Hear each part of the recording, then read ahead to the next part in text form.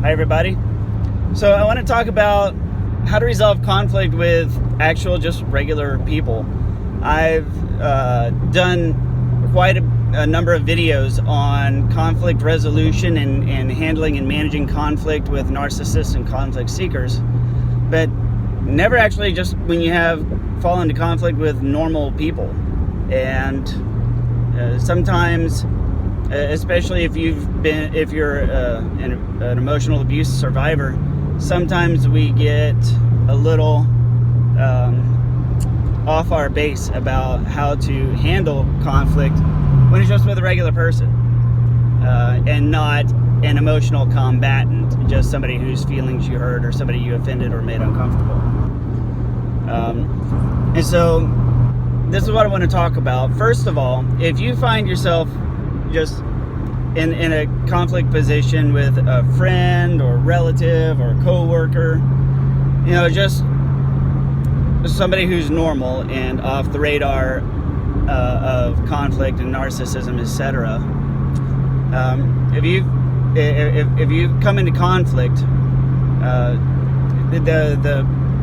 the construct breaks down several ways. Number one, it is almost always due to a misunderstanding between two people. Because when people have understandings, you tend to gravitate towards, gravitate away from conflict and more towards resolution. When two people have mutual understandings, then you can come to mutual agreements, mutual arrangements. When you come into conflict and you hurt somebody's feelings, or somebody did something unexpected, or there was a bad result, it was because of a misunderstanding overwhelmingly. And it's important to understand that people in general are not perfect. You're not perfect, neither is your friend or the other person at the other end of the conflict. Nobody is perfect. And so from the get-go, understand that when somebody is mad, or when you're mad and somebody makes you mad, that means that a misunderstanding has occurred. And it doesn't invalidate your feelings. It doesn't invalidate what happened. It just gives you the first step in understanding why it happened. Why did it happen? Somebody didn't understand some shit, and this is what happens. So that's number one. When you find yourself in conflict with somebody, it's almost always because of a misunderstanding with normal people. So once you know that there's a misunderstanding or a misinterpretation, then the next step is de-escalating. And to de-escalate the pain, the hurt, the drama, the angst, all the negativity, you want to de-escalate it. And it depends on whether or not it sits with you or the other person or both. And I'm a huge fan of Dale Carnegie, and I love his series of books. They're hugely helpful.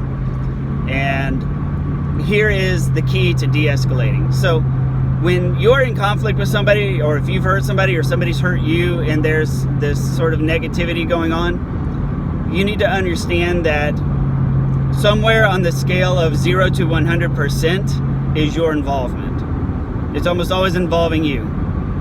In the rare situation that some random person runs down the street and stabs you in the face, then yes, you're 0% responsible for that.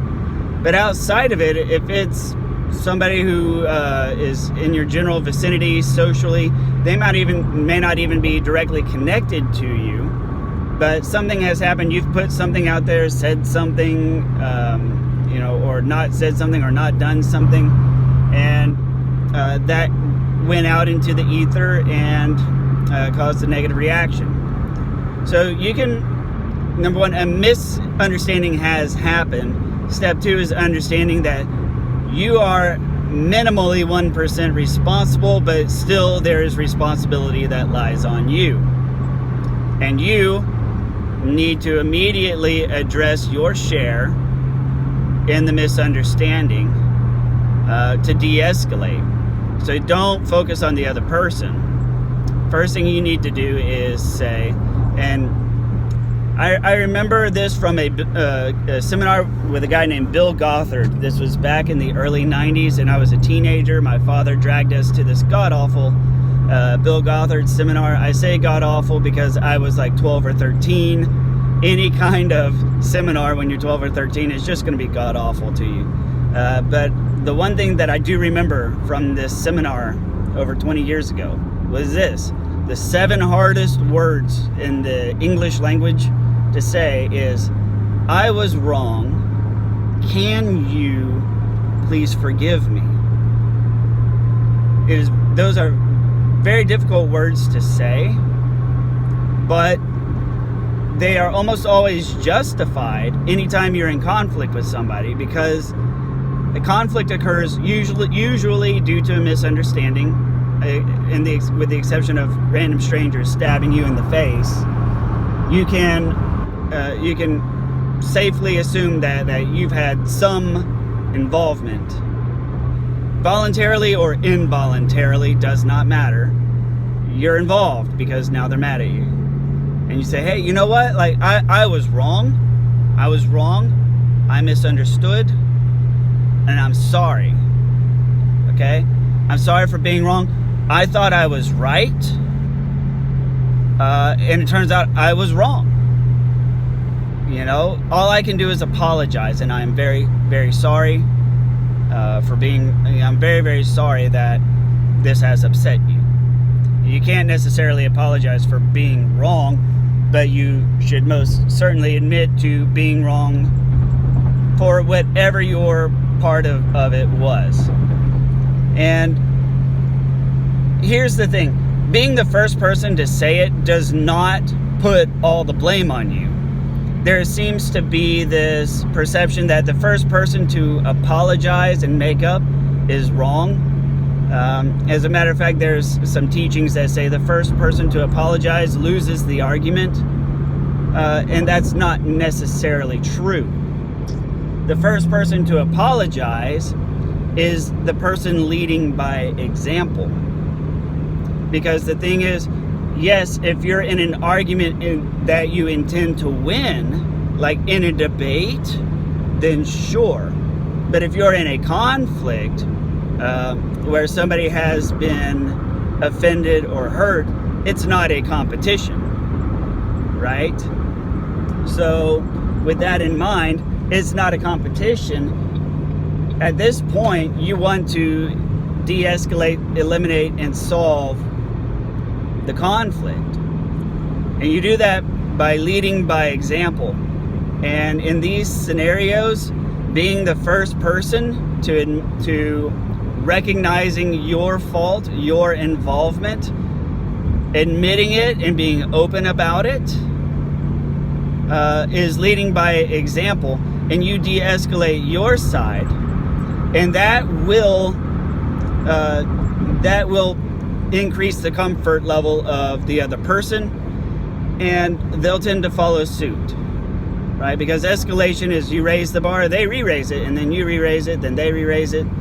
And the thing about it is, in conflict resolution, the order in which people de-escalate is irrelevant. The order of who apologizes for their part first is irrelevant. It's irrelevant because the end result is the same no matter who initiates de-escalation.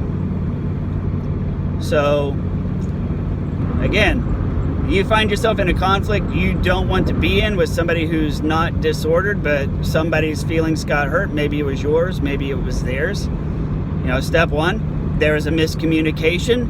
2 people have not communicated correctly, and nobody was stabbed in the face. Number 2, you're minimally responsible for 1% at the absolute minimum, but it's probably more than that. Recognize your contribution to the conflict, recognize your mistakes, your misunderstanding, and your contribution to the conflict. Recognize it, admit it, get it out in the open, apologize, and then see how they respond. Now, I've seen, there have been times in my life, long ago and recent, where this has happened and I've come into conflict with somebody. And this was in a support group where there are disorders. And this doesn't always work with people who are disordered. I can admit, my share of it, and the best advice I can give, you need to be absolutely 100% completely honest, and on the first try. Be absolutely honest, put the entire truth out there, and in a no uncertain terms. Because if the other person chooses to still walk away, or if they choose to ignore you, or if they choose to escalate and the conflict does not get resolved,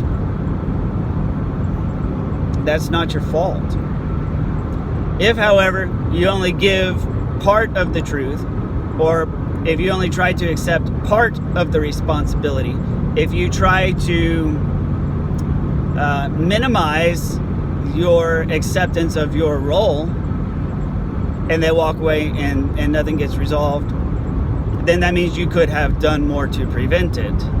And if you ever come back into contact with this person and y'all try to get along and make up and all of that, the legacy of you having not done everything you could do is just going to come back. So,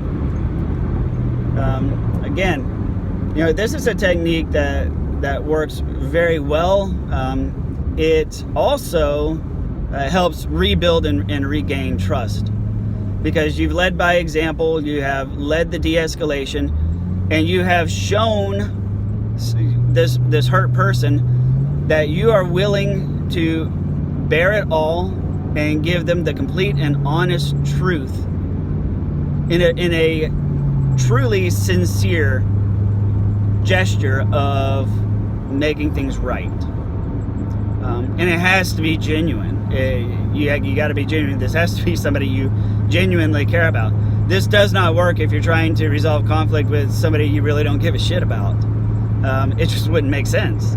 I mean, why would you resolve conflict with them anyways?